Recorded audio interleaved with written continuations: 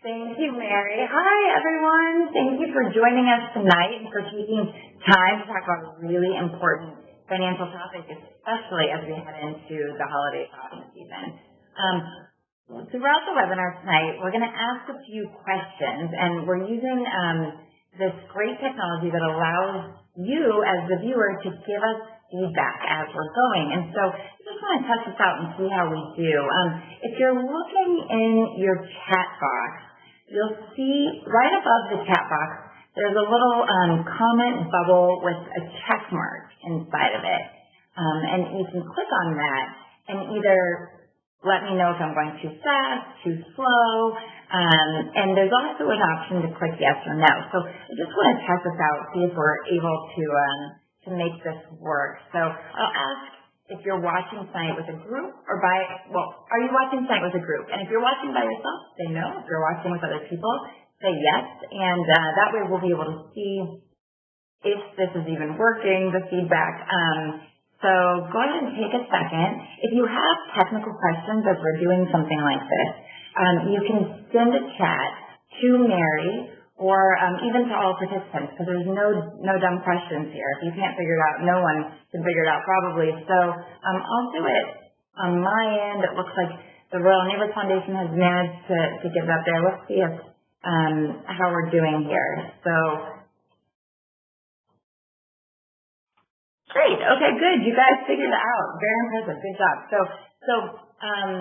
a lot of us are watching as a group tonight. Some of us are watching on our own. So thank you for giving us that feedback. Now, we are talking about identity theft, and we're going to go through how you can prevent yourself from becoming a victim and also how you can deal with it if by chance you find yourself a victim. So we'll cover everything tonight. Hopefully it's just good information to keep in the back of your mind. One other question I did want to ask is if anyone who's watching has actually been a victim of identity theft. Now, 7% of Americans over the age of 16 have been or were last year in 2014. So it's certainly possible that someone who's watching tonight was a victim of identity theft. So if you just go back to the comment bubble and you can change your answer here to yes or no depending on what the answer is for you. So you can see that some of us have chosen that. Now, anyone who's joining us, we're just answering a poll question.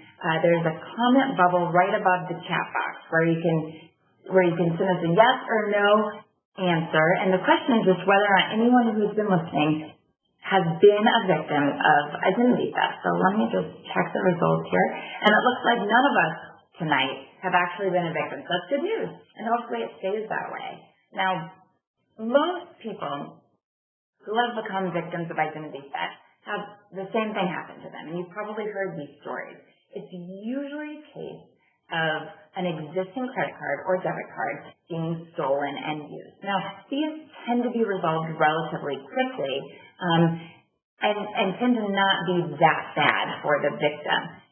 There are, however, 1.5 million other types of identity theft that happened in 2014 in the United States, and those tend to be, could be anything. It could be taking your social security number and opening new accounts, filing a fake tax return.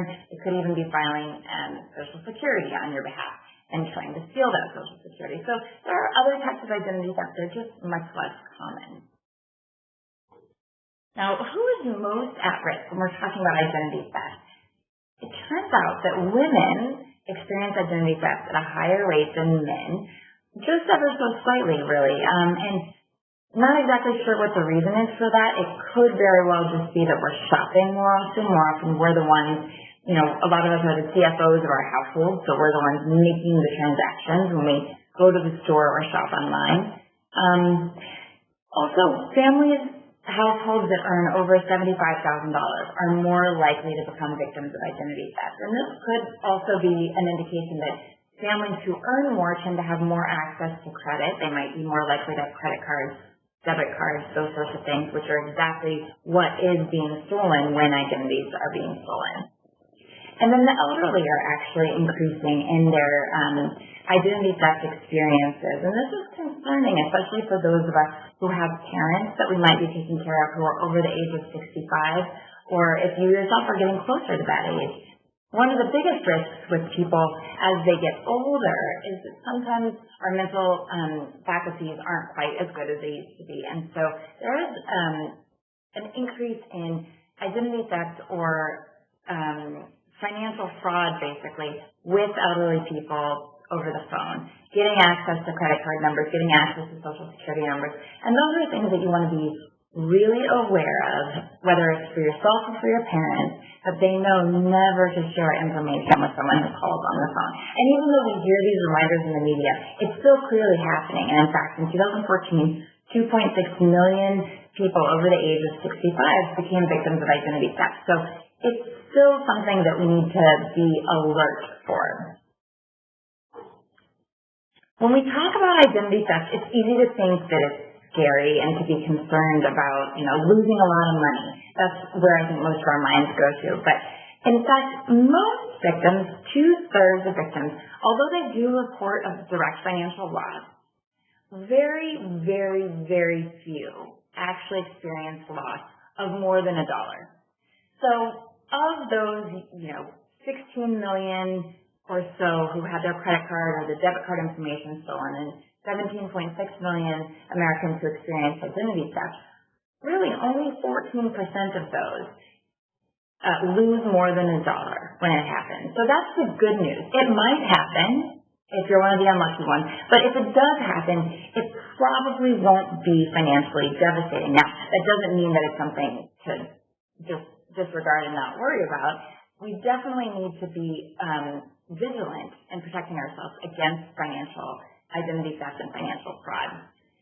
The people whose social security numbers are stolen and who have new accounts opened in their names see the greatest financial loss. And so that's really the biggest concern that we want to protect ourselves against. And 2% of victims did end up with a loss of over $1,000, which is significant. So even for that tiny little risk that we have, it's really, really worth it to protect ourselves against identity theft, which is why it's so important that we're all here tonight talking about this topic. So how can you prevent yourself, right? Okay, yes, Lauren, you convinced me I need to prevent myself, but what can I do? Okay, well, 85% of Americans do take action to prevent identity theft, and so that's a pretty big number, but it'd be a lot better if that number was at 100%. And let me just ask another poll question. Looks like we've had a few new people join, so when I ask a poll question, just scroll down right above the chat box. There's a comment bubble with a checkbox over it so that you can respond to a question. So I have another question for all of you, which is, do you use secure passwords? And a secure password is not password. It's not your kids' names. It's not your birthday or your anniversary. It needs to be a nonsensical combination of letters and numbers. So do you use secure passwords for your online accounts, especially for your financial accounts? And so if you do, scroll down to the little comment bubble and check yes. And if you don't, you can check no. Okay. So we're kind of mixed. We're across the board, it looks like. Some people do use secure passwords and some people don't. So this will be a good exercise tonight to learn about how to make those secure passwords. And a lot of times we know how to do it. It's just sort of a pain to have to go in and change all of your passwords. So, but given that risk, that small, tiny risk of losing more than $1,000, I think it's really worth it to create secure passwords. So one of the best things, and we'll talk more about that in a second, but in addition to creating secure passwords, you need to shred those documents. And that's something that it's easy to, I know I should shred them, but then when you get all the paper mail, which we're starting to get quite a bit of, getting up into the holiday season, new offers for credit cards, those sorts of things really need to be shredded. You don't want something like that to end up in the wrong hands of someone who can open a new credit card in your name. So anytime you have a document that has sensitive information on it, and sensitive information could simply be your name and address. When I receive mail like that, usually what I do is I tear that part out and I'll, throw away or recycle the rest of it, but make sure that you shred at least the sensitive bits. So your name, your address, any account number, this is a non-negotiable. Those cannot go into the trash can. They must be shredded. And then sometimes if you don't have a shredder, you might be able to bring your documents to work, and if not, you can always just tear it up yourselves or buy a shredder. They're not too expensive online. It's worth it, right? You spend $30 on a shredder, and then if it prevents you from $1,000 in identity theft loss later, that's a good thing. You can also check your credit report regularly, which you should do, and you can do it for free on annualcreditreport.com. And then monitor your financial accounts online at least once a week. Now, this might be counterintuitive when I'm saying to monitor your accounts online, but to actually keep track and make sure that there are no fraudulent purchases being made in your account. It makes a lot of sense to do this. So as long as you have a secure password, you can log into your online accounts once a week and just glance through, sort of like we used to reconcile, and maybe some of us still do, reconcile our checkbooks. You want to do the same thing with your online account. It's a real-time way to know whether or not your accounts are being used inappropriately. Now, how do you create the secure passwords? Well, I kind of touched on this. You want your passwords to be at least 10 to 12 characters. So a mix of letters, numbers, symbols. It shouldn't spell any word. And if possible, you want those passwords to be different for different sites. But if you know you're not going to go that far because it's just too much to keep track of, then at the very least, make your password strong. And the human brain can memorize 10 to 12 characters once we get used to it. So it might be really hard at first, but the more you type it out, or you can, copy and paste from the document that you have, you'll get used to that password, and then it'll become easy. Granted, you still need to change it every 6 months to a year, so it's the sort of thing where really staying on top of it takes a little extra work, but it's worth it in the long run. The other option, if you're using email or financial accounts, you can enable two-step verification. And this is really worth it. So if you see that as an option for your bank or your email account, go ahead and enable it. They'll walk you through how to use that.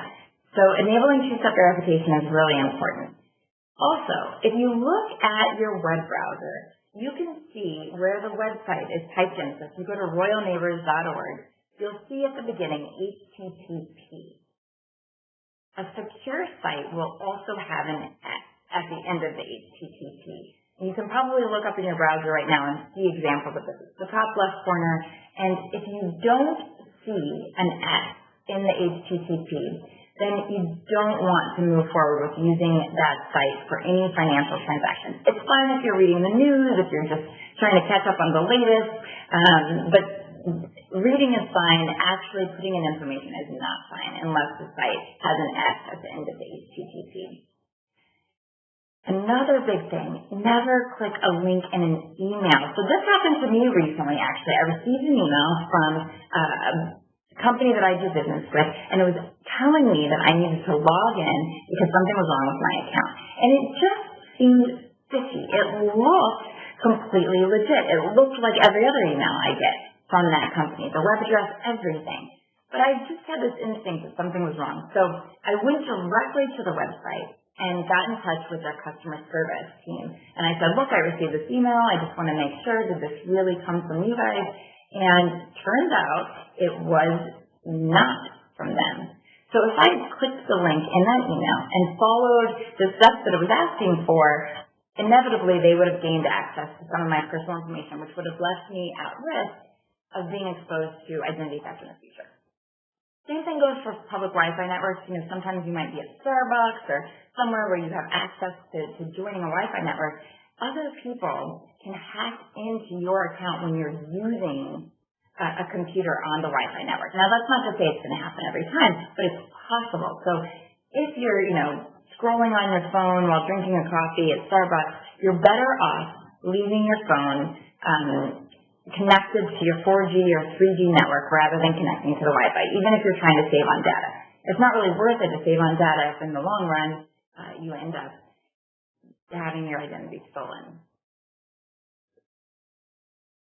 So what happens if you do become a victim? How are you supposed to handle this? What do you do if this happens to you? So it's important to notice that you could do everything right, and still end up the victim of identity theft. Now, a good example of this is the Target data breach that happened last year, or Home Depot. These big corporations that we trust and we use our credit cards at could be compromised. No fault of your own. You could end up in a situation where you're dealing with identity theft. So it's important for all of us to know and understand the steps that we need to take if that were to happen.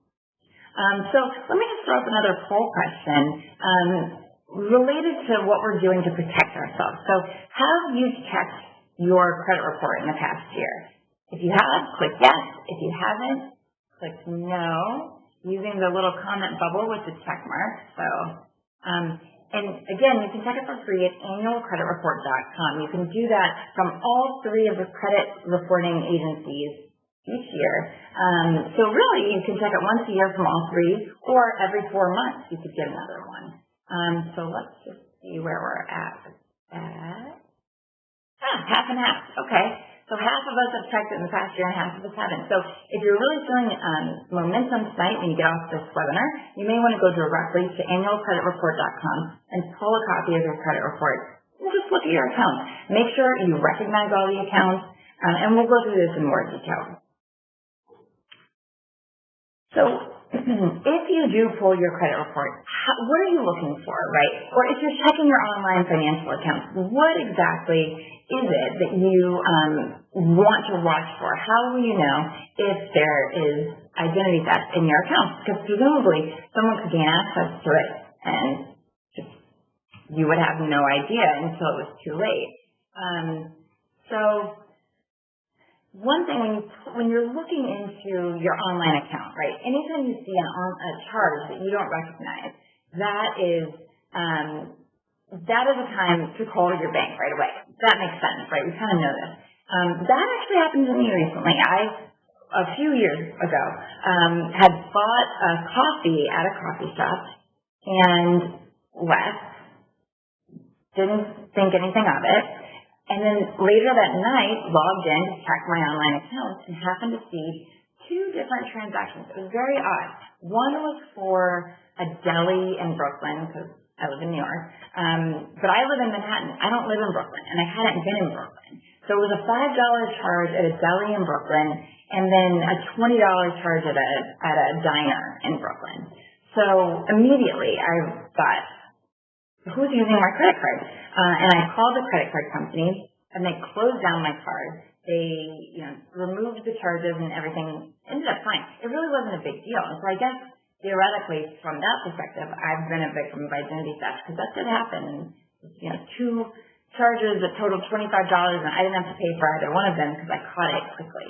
So that is something to constantly be aware of, because you just never know when someone might have gained access to your credit card. To this day, I don't understand how those people were able to use my credit card in Brooklyn, because I had it. It was in my wallet. No one actually physically took the credit card. So I think it was one of those things where they can double scan your card and they make a copy of it, and then they have access to the numbers. So people are very, very conniving. So you have to be aware at all times.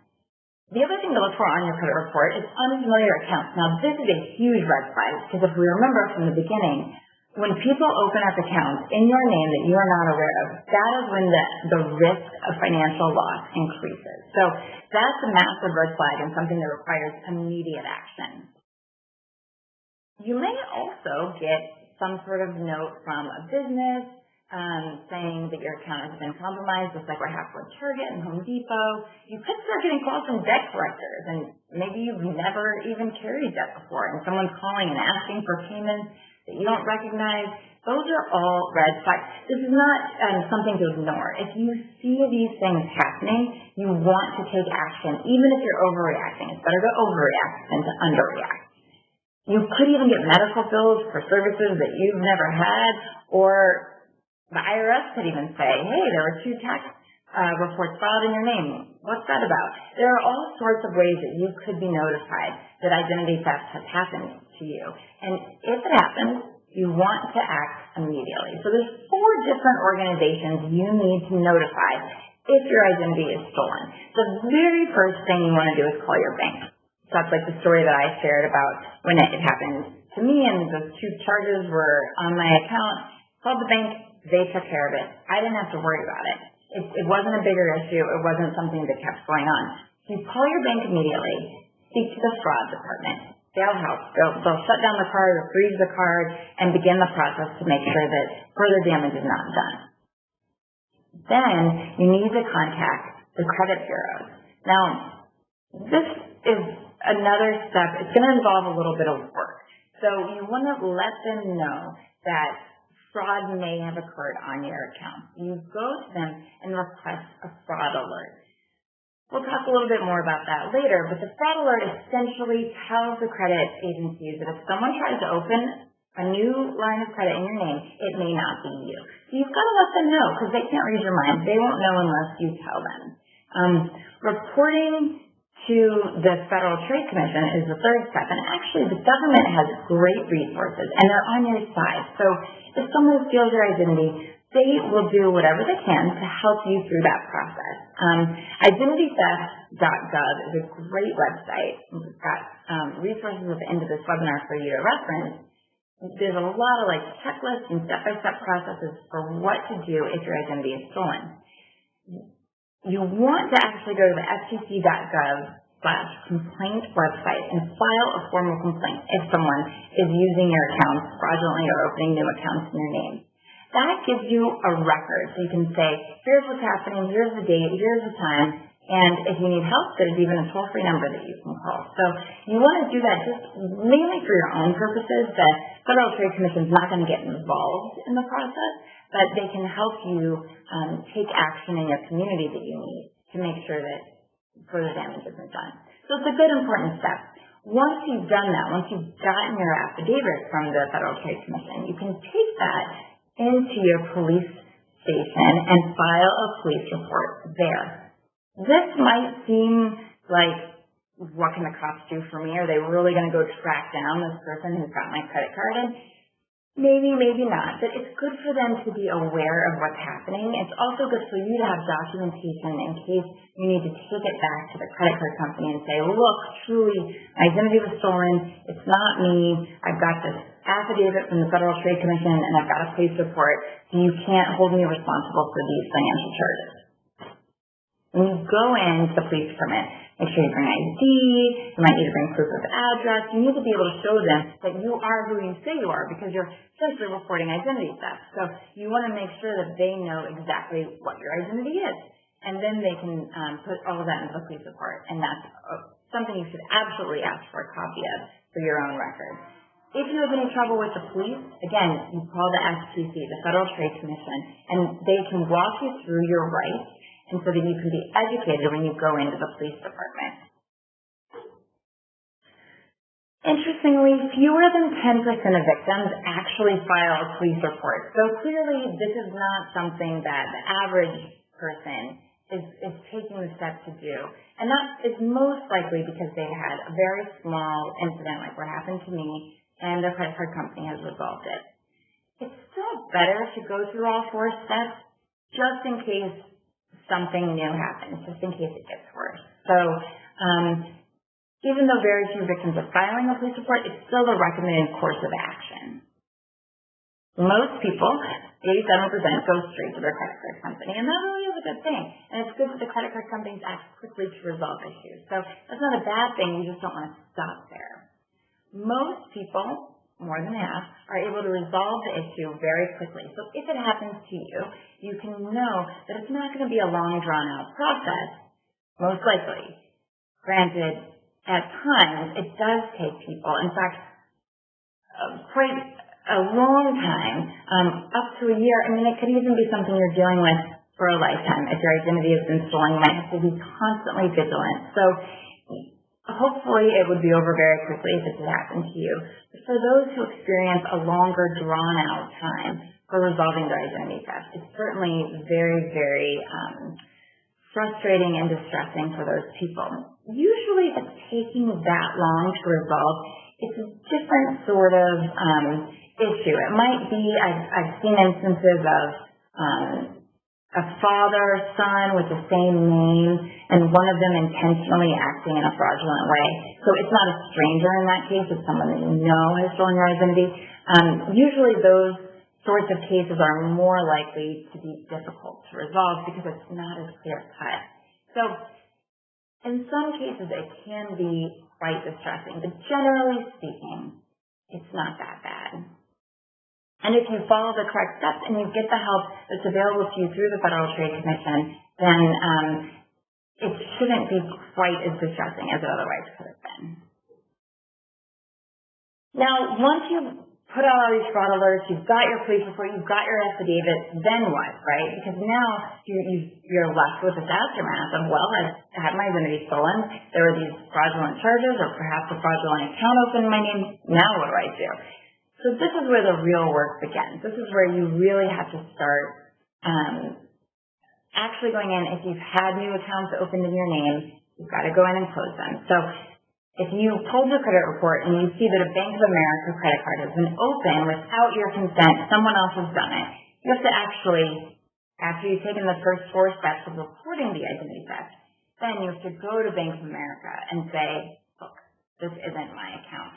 And that's when you really need the police report, you need the FTC affidavit, because you need to be able to prove that your identity has been stolen, because they don't know, it's not an easy thing. So the more documentation you have, the better. Every time you go to Bank of America, every time you go to that bank and you say, this is what happened, keep good notes. Time, date, the person's name, what they said, you want to have all your records on hand. Beyond that, you might have to correct your credit report, which the credit bureau agencies make relatively easy. That should be a little bit easier. You will have to send a letter. You're going to have to provide documentation, but they'll work with you on it and remove anything.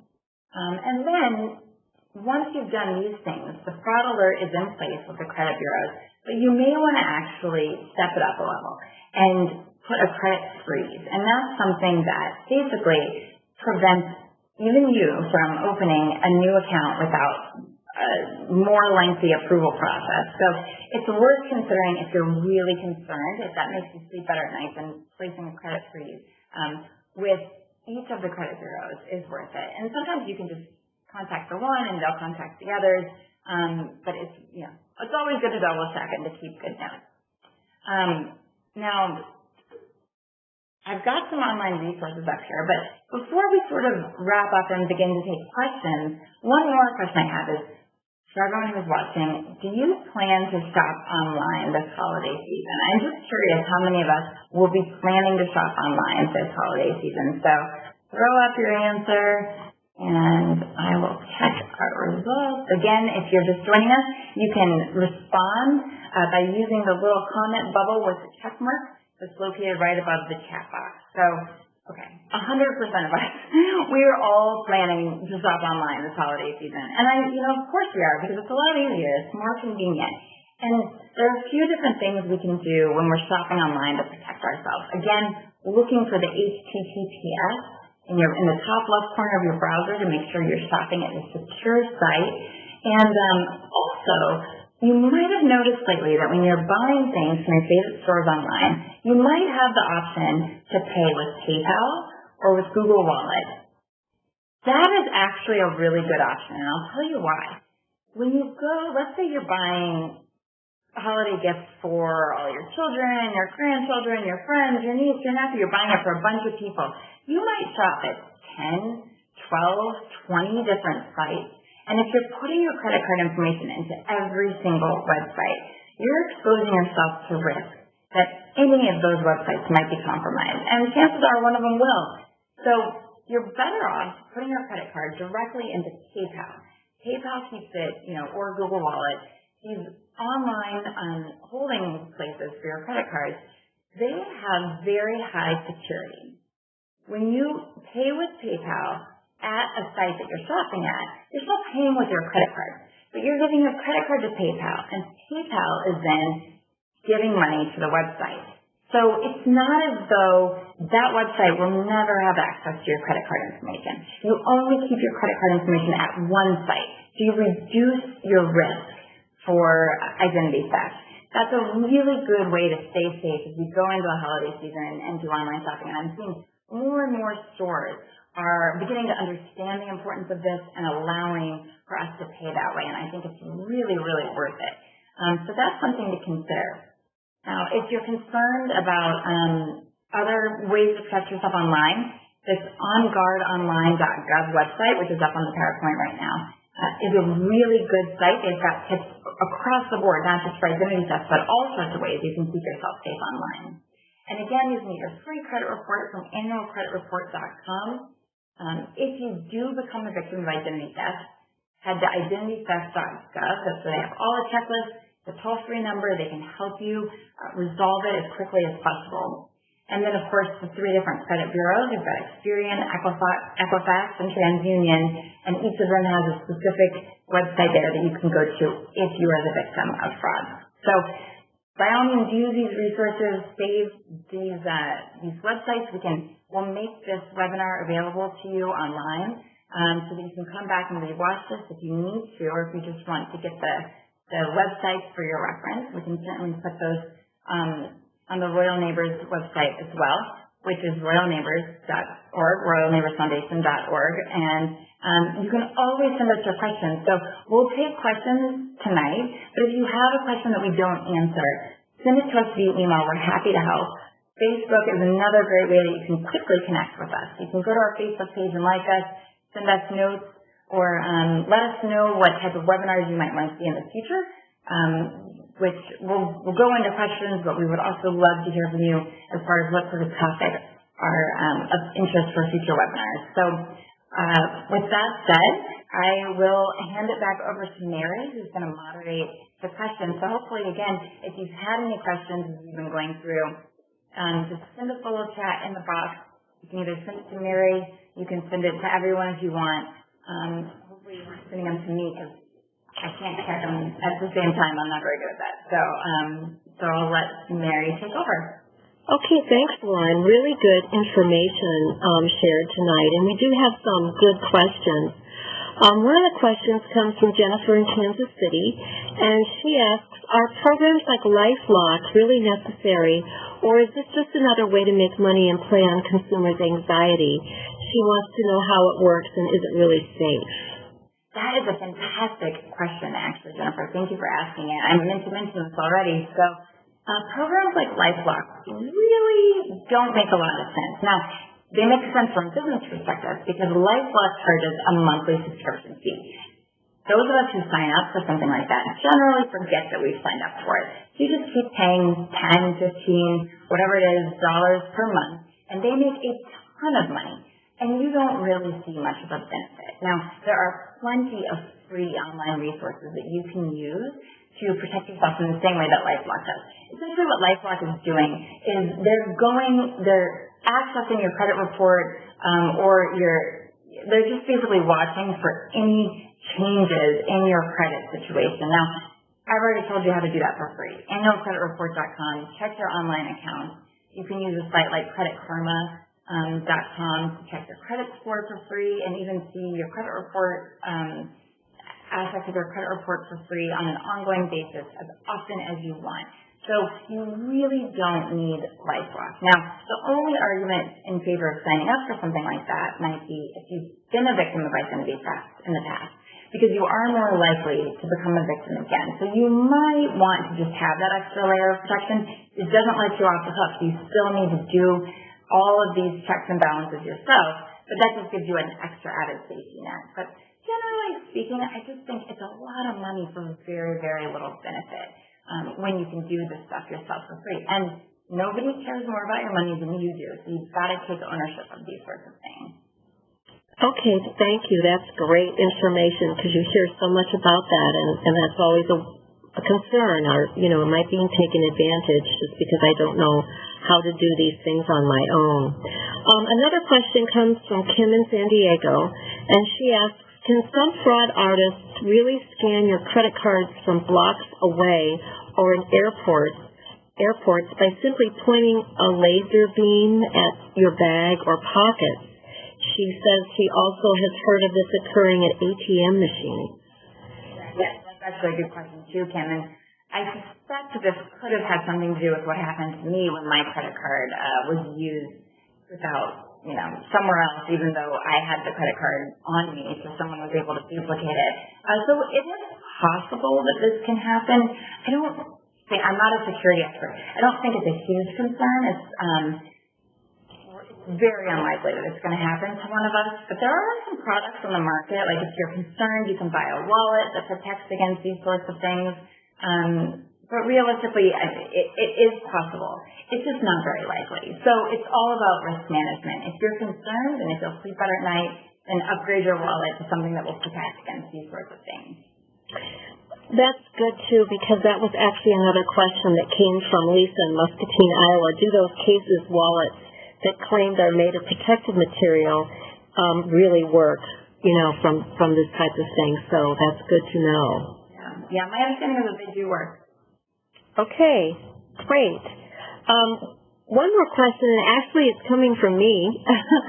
And as you were talking about all of these things that are occurring, with incorrect charges and banks having to go back and wiping, your account clear of these things, who ends up paying for all of this fraud? The banks have to be out of money. The businesses are out of money. How does that get recouped? Can you answer that? Yeah. So this is actually a really good question and very timely, because you may have noticed that in the mail recently you got a new credit card. So the little chip IDs that we've all been getting, our old credit cards were just plain plastic, and now they've got I don't have my wallet near me, or I would show it, but the little chip ID, and so we've had to update our credit cards. And the point of that chip ID is very interesting, actually. It's for the banks to say, listen, merchants, it's not our fault if identity theft is happening. So it's a security measure to make sure that the card that you're using is in fact yours and that it's done in a correct way. I can't say that I understand all of the technology and the different ways that this works. So basically, the banks have been assuming a lot of the financial fallout, or and they're trying to push it back towards the merchants and say, this isn't our fault. This is your fault. You're the ones who are, because if you think about it, on my credit card, it says on the back of it, please check ID. I don't sign it. I say, please check ID. And probably 1 out of 10 times that I use the credit card, someone actually checks the ID. So it's incredibly easy to use a credit card fraudulently. And the banks don't want to assume all of that financial risk. And so it's a very good question. So I think it ends up just being a write-off, essentially, either for the bank or for the merchant, as stolen goods. It's like shoplifting. I'm not an expert. That's my understanding. It could be handled in other ways in certain cases, but yeah. Interesting. One more question, and that comes from Deb in Davenport, Iowa, and she asks, should I record all my credit card numbers and contacts somewhere in my home? So that's a very good question. Actually, I would say it's a good thing to do that, and not just the credit card number, but also the toll-free number on the back. Because you know how it can be hard to find which customer service number should I be calling. There's 100 different numbers for American Express. Which one is it? So if you write down the credit card number, as well as the security ID that you have, the 3 or 4 digit code, and then also the toll-free number, I think that's really smart. And the easiest way to do this is just to make a copy of it. Take it into work one day, use the copy machine, and then keep it somewhere safe in your home. So if you lose your wallet, if it gets stolen, you can quickly call and cancel those cards. Makes sense. Okay, that concludes most of the questions. We had a lot of people asking the same things, or a lot of things that were answered later in your presentation. So I want to thank you, Lauren, for this very informative presentation, and something, as you have said, is so timely as we reach for our plastic when we're buying our gifts here as we enter into the season of spending. And this does conclude our webinars for 2015. We are going to be planning on doing additional webinars in 2016. And so, Lauren, we're asking people to go out to Facebook, to the Facebook page on the Foundation, and tell us what they'd like to learn more about. again, it is the mission of the foundation to give people information about how to become more aware of their financial situation, how to manage their finances, and how to really take and be empowered by that. So encourage you to go out there as well and have some chats with our members and our viewers. Great, yeah, happy to do that. Definitely, please do send us your feedback, because we designed this for you, and it's so wonderful. I love partnering with the Royal Neighbors Foundation on bringing this in a free way to women across the country. So any financial question, we can cover it. Okay, thank you, and thanks to our viewers, and we'll see you next year. Bye now.